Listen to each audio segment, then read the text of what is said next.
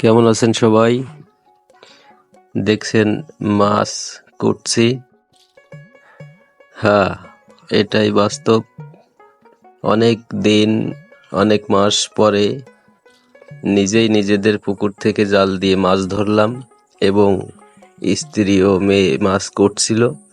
তা আমি তাদের সাথে বললাম যে আমিও একটু মাছ কুটবো।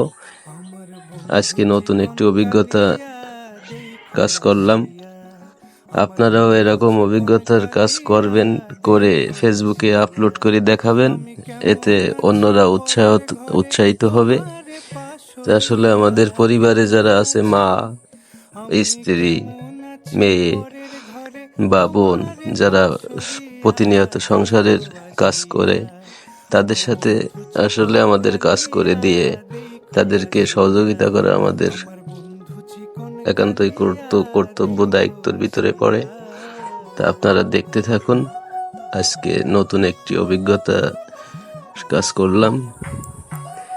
এতে মাছ আছে, মৃগেল মাছ আছে, রুই মাছ আছে, আর তেলাপিয়া আছে, বিলাট কাপ আছে। ধন্যবাদ বন্ধুরা, দেখতে থাকুন।